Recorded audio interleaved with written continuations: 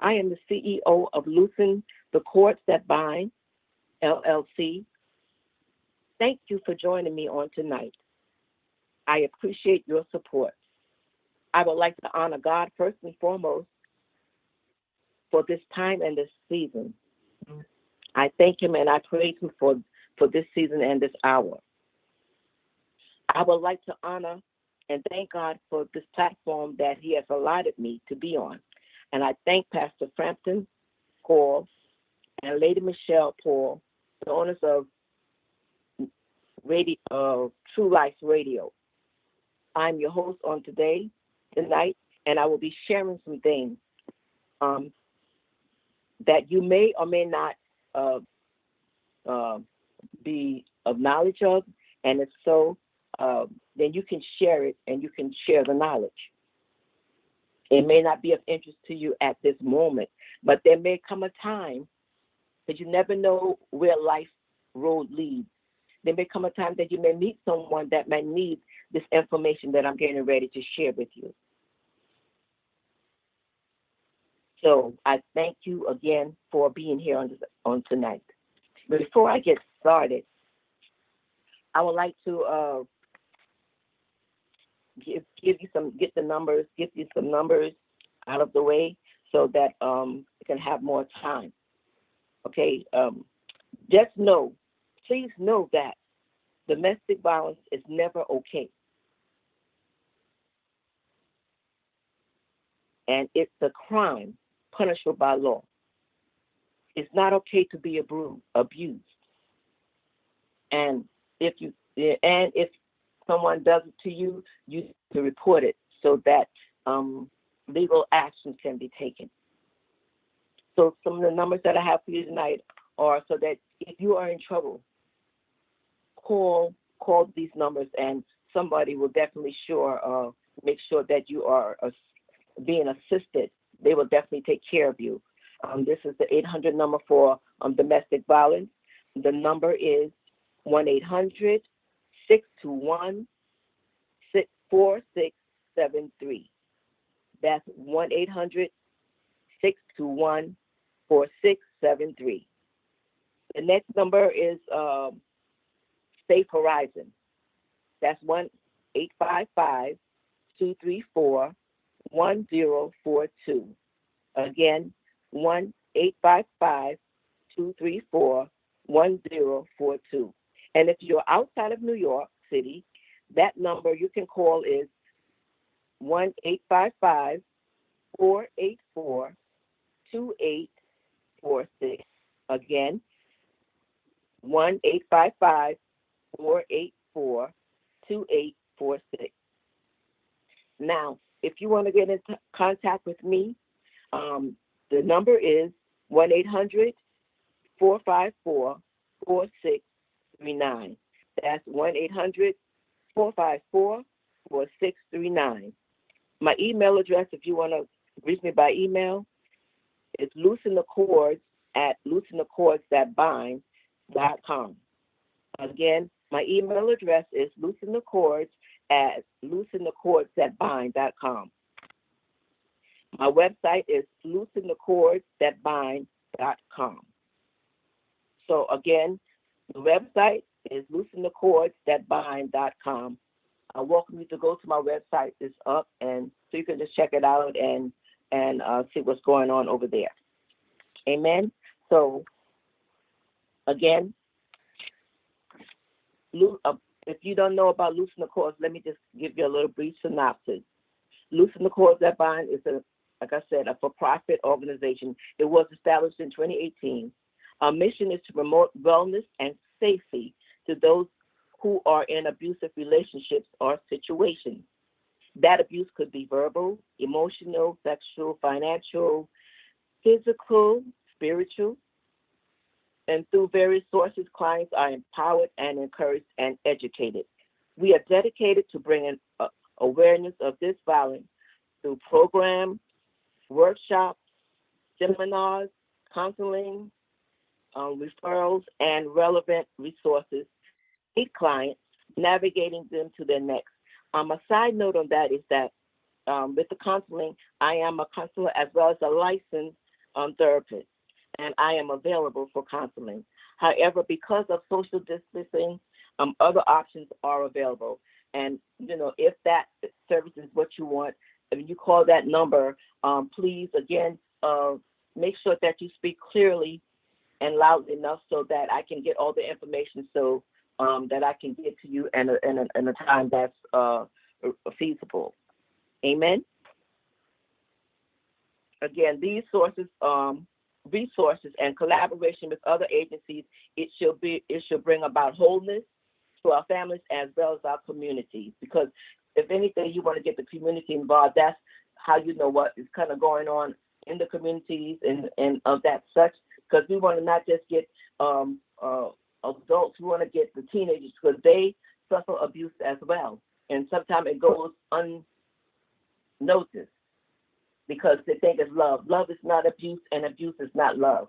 Love is abuse is not somebody giving you some money to get some packs so you some bundles so you can get a weed done or whatever the case may be. That's not love.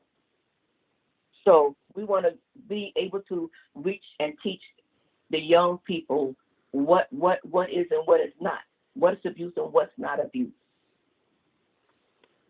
And again, at the same time, bringing the community together as a whole, and definitely going into the houses of faith and teaching them how to deal with abuse in such a manner that the women won't still be in abusive relationships when they should be out of them. So this is about what I'm doing in this part of the woods right here. Now, to get to our subject on tonight I want to focus on the emotional part of abuse and one of its components. But before I do that, I want to remind you from the last session how the coronavirus has exacerbated, which means to infuriate, to worsen, to aggravate and intensify the situation of domestic violence. Since the pandemic, there are so many things. It just has gotten worse in the abuse arena. Even though some of them don't even know. Sometimes the people haven't got really a good record of how many things have happened and calls because of this. But now the calls are coming in. They really see that there's really been a really horrible, a really high spike in calls and in cases, even in the hospitals. So even though, and we know that even now they're opening up places, they're lifting the bars and opening up different things, we still have to be careful because there are some people that still aren't working and they are still home with their abusers. And some have returned to the jobs, and some of them may not have their jobs for a long period of time. So the pandemic has radically changed all of our lives. But the victims of abuse face they face the most burdensome challenge. For example, economic instability doesn't turn normal people per se into abusers, but it is worse for the abused because it's not the same. It's like abuse is just like different, quote unquote, because it affects them in a different way. Whereas normal people, they can kind of navigate through these things, but the abused, they go through a lot of drama and it's hurting, and they just need a lot of help. There's no broad definition that covers all the aspects what constitutes emotional abuse, because there are a lot. There's not a one-size-fits-all situation when it comes to abuse. So whatever may work for some may not work for the other, and vice versa. But generally, the following types of behavior occur with regularity in the emotionally abusive relationship. That means that it's happening regularly. In order for it to be an emotional situation or abuse situation, it has to happen. It should be like a pattern. If the same thing continue to happen, then it's a pattern. Then there's a problem. One pattern one of the behaviors are attack on a personal character. When you're in an abusive relationship, this is what you look for. Attack the person, your abuser, attack your personal character.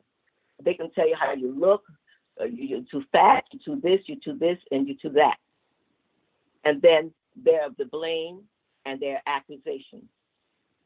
I mean, I got that so much until I was one time, I was believing that I was doing all this stuff because, I mean, it was on a constant. It was regular. It was so that I could just, by clockwork, it's just like I had to walk like on eggshells because I didn't know what was going to happen.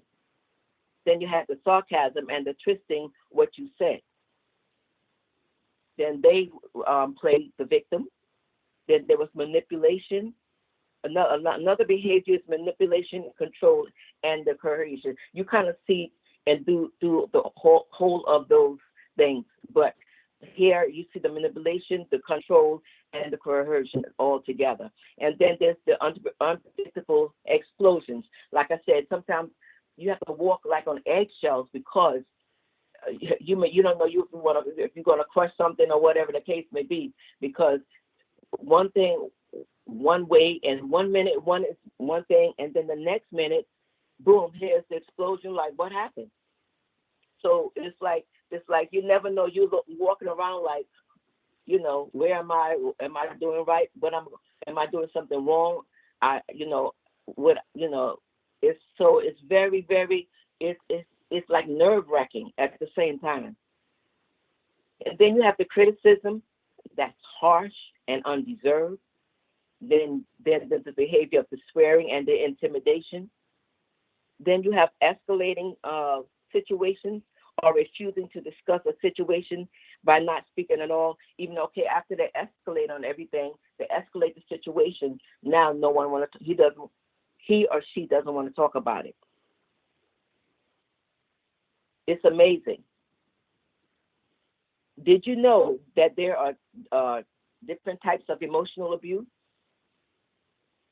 Some types of emotional abuse are verbal, like yelling, insulting, or swearing. Now, first of all, I never knew that verbal could also go along with emotional. They went along together. But some of them, sometimes they overlap. Sometimes these behavior overlap. I thought verbal just went with verbal, but it doesn't. It goes also along with the emotional part. And I understand that because words hurt you more than sometimes the hit. Sometimes you wish you just get hit because the words never go away, basically. Never. Because they always would be like a little place there where then there comes a little trigger like, oh, I remember that word. So words are very important. They say sticks and stones. I remember when I was growing up, sticks and stones may break my bones, but words will never harm me. Lies, that's not true. Words do harm, and they hurt, and they cut, and they go very deep. They really kind of sink into your soul.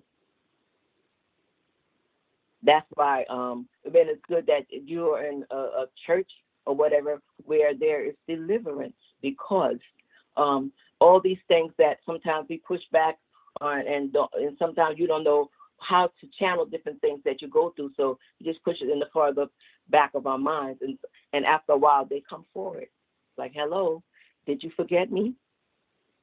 So it's also good to have a very strong church that deals in deliverance and people that understand deliverance at the same time. And then there's rejection, pretending not to notice someone's presence, conversation, or value. And that's hard because sometimes rejection, even though we deal with it in the adult part of it, sometimes it stems from the womb. And so it goes very deep. So we're not here to deal with the really not underground stuff right now, really deep, but definitely rejection is one, and sometimes that's why people some they get turned off so fast because they feel that they're rejected and stuff like that. But in relationship as such, because you continue to feel it's a pattern, it continues to go because you know that is emotional, and it doesn't, and like I said, it doesn't stop this right away. And then you get the put down. What a put down. Glad you asked. Name calling, public embarrassment. Sometimes they love to. My husband was type to be going. I'm going to be going back and forth, and some things that sometimes when I'm doing these things, sometimes these things come back very strong to me, and I was like, okay, I need to share that. So, sometimes the public embarrassment. Sometimes just getting called all kinds of names. Public embarrassment, screaming and hollering, yelling at you, calling you stupid, blaming you for everything. You have been there, done that. So after a while, you're like, oh, did I do that? I felt like Urkel, did I do that? No, and I didn't do that, but it was just like I had because they make you feel that you did this thing and you have no recollection of it. Okay, then causing someone to feel afraid, intimidated, or threatened. And that's the thing about power and control, because once they get that, put that fear in you, that fear is there that, oh my goodness, what now? What I'm going to get now? What's going to happen now? And then there's isolation behavior. The isolation part of it is limiting freedom of movement, stopping someone from contacting you or other people like your family or your friends, and they're good for that. That's what they do. My husband used to throw up, make just get something going or whatever, argument or whatever, and so that my family won't feel comfortable enough to come around. So guess what? He accomplished his mission was accomplished because after a while they just stopped coming around, most of them, because he made it so that they won't feel comfortable, and that's why he was trying to isolate me from everyone. Even though the phone call was there, but it was not, like so much, but it was still there. But the contact for them seeing me and stuff like that. So even when I had a black eye, they didn't know that, they didn't see that, so they couldn't. There was not really help in that area. And now we come with the money. Okay, in this emotional abuse situation as well, people they withhold money. They prevent people from working, so they can't get money, and then they're stealing or taking money from them. So the abuser, it's just like round robin. He does it all. You withhold the money if the person isn't working. And if the person if the victim is working, sometimes they prevent them from going to work. So abuse does not just stop at the home. It filters all the way into the workplace or wherever the victim is. And lastly, bullying, purposely and repeatedly saying or doing hurtful things to someone. And you see this even with the younger ones, they are bullied. But what you have to do, there are several ways to deal with emotional abuse. The first step in dealing with an emotional abusive relationship is what? Is acknowledging the fact that you are in a relationship that's emotionally abusive. Because why? Because I'm glad that you asked. Because if you're not being honest about what you're experiencing, you cannot begin to take control of your life. And it's not for yours, for someone else. You can't do anything unless you, and that's with life itself. You have to be honest. about what you're going through, what you experience. And sometimes I know that you don't want to, if you're listening tonight, I know sometimes you don't want to tell nobody your business, but it'd rather be a live business than a dead one, because eventually because you don't deserve it, but don't allow yourself to continue to go through it, because again, there is a way out. If you want to get out, there's a way out for you, but you know that you cannot force anybody or make anybody go. That decision to leave will have to be on your conscience or you, because we want to say that, oh, you got to go now and stuff like this, and then later you come back to your abuser, or go back to your abuser and said, I didn't really want to go, but somebody gave me that, to go. So in this, you have to be very careful. The next thing that you need to do is make yourself a priority. And like I always said, make yourself a priority, not an option.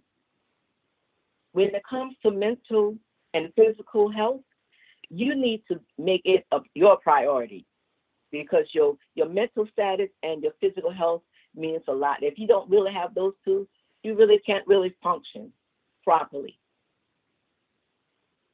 Another thing that you need to do is to stop worrying about pleasing the person abusing you. Don't keep going back to the feet that abuse you. Take care of your needs.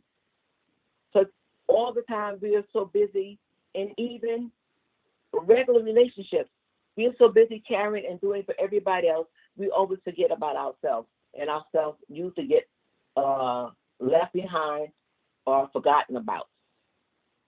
So one thing you need to do is to take care of your needs, to do so if that's possible. Do something that will help you think positive and affirm who you are.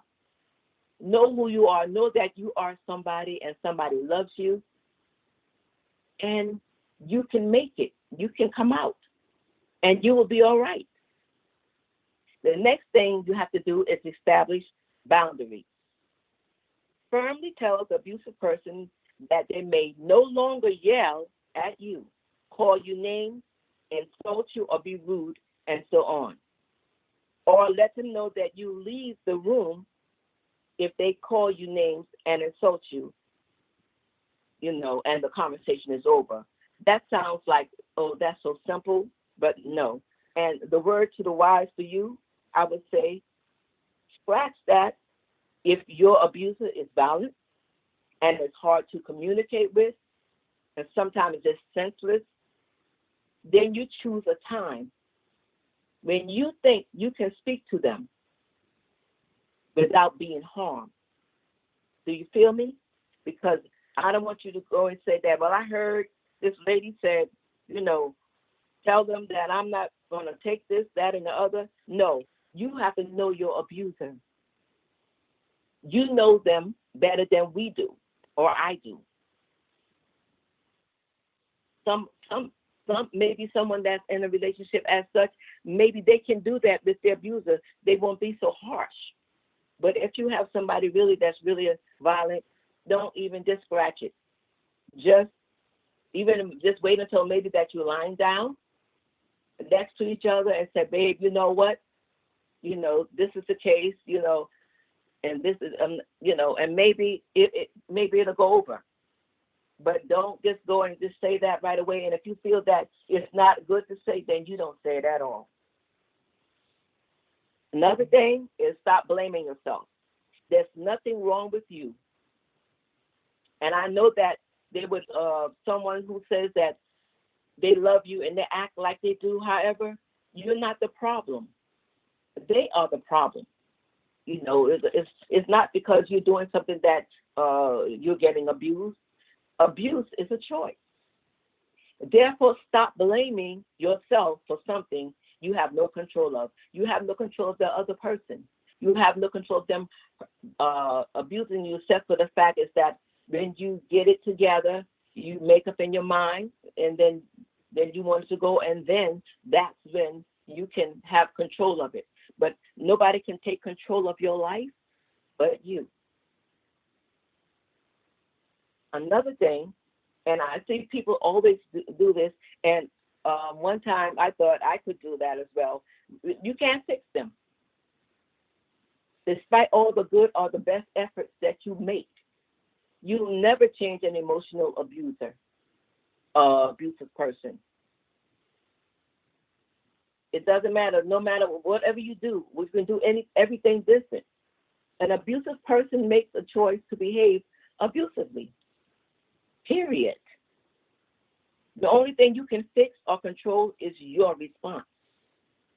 Meaning, how long you're going to take this? How long we're going to go through this trauma? And don't engage in conversation where the abuser begin to argue. Just let them argue. And sometimes it says to walk away, but you can't really walk away. You can't do that because, like if I'm with my husband, he would follow behind me, and then it would be a physical thing. So that wasn't going to work. Okay. Now, being in an emotional abusive relationship, and there's other two. There's also build a support network. Make sure that you get somebody that you trust, and even they'll get with a counselor at the end or whatever, so that you can get the support that you need and the help that you need. And absolutely, you have to work on an exit plan. You just can't say you get up and you're going anywhere because you need a plan to go. And we know that the most dangerous part of leaving an abusive relationship is getting out. That's more abusive than anything else. Okay, when there's a relationship where there's emotionally abusive things that's going on, there's a consistent pattern, like I said before. Emotional abuse is one of the hardest forms of abuse to recognize. Why? I'm glad you asked me again. It can be subtle, it can be indirect and faint and refined and referred. It's insidious and deceitful of all. It's dangerous and it's tricky.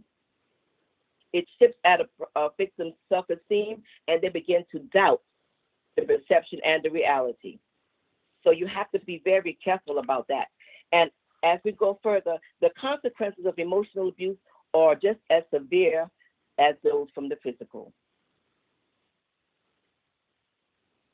Now, over time, the accusations and the verbal abuse and criticism and gaslighting erodes a victim's sense of self until they can no longer see themselves realistically. Okay, and one thing is about gaslighting. What's gaslighting? Again, thank you for asking that question.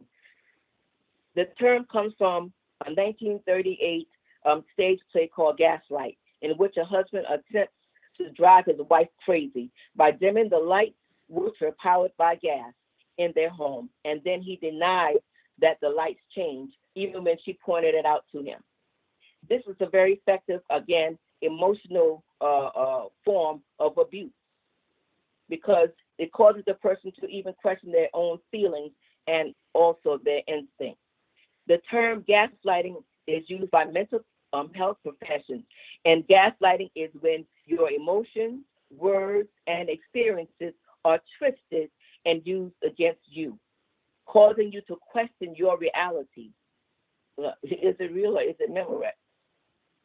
Again, this is powerful. And once a person, an abusive partner has broken down your ability to trust your own perspective or frame of reference, there is a problem, and you become vulnerable just to staying right in that relationship alone. Now, I have a story here. It says about a survivor story. I don't know what's real anymore. I saw him hit me and tried talking to him about it, but he tells me that it never happened. The bruise that came from him, he told me I fell down, but how did I fall? I thought I saw exactly what happened. I asked him about it again, but he says, you fell down. I saw you fall down. I would never hit you that hard. You are crazy. It's all in your head. And she said, I started doubting my sanity. But I really did see that fit raising up to hit me. No, anybody could be capable of abuse, male or female, or anybody could be a victim of it. It doesn't matter what gender you, male or female. It's important to know that gaslighting doesn't happen right away. It happens gradually in a relationship. After experiencing these patterns, abusive patterns, you can really become confused, anxious, isolated, and could lose all sense of what is really happening. But gaslight, there is hope. But gaslighting can be combated. The first thing you need is proof, and that means what you're going to do. Sometimes you have to be one step ahead. And what the proof does is to make sure and to even support you from saying, like your documents, like you have to maybe journal them. So you have to journal yourself so that you can have a clear perception in your head that it happened, and even that's also by involving somebody else that you trust.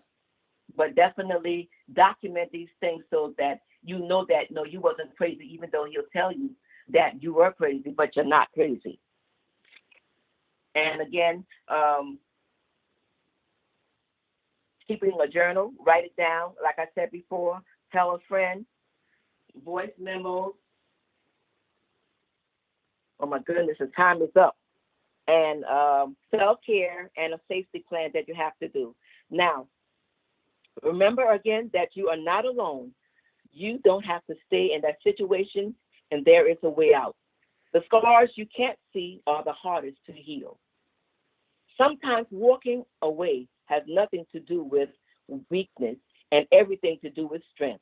We walk away not because we want others to realize our worth and value, but because we finally realize our own value. So God bless you. I hope that something that was said that's encouraging to you, that you may be able to encourage someone else. Have a blessed night, and God bless.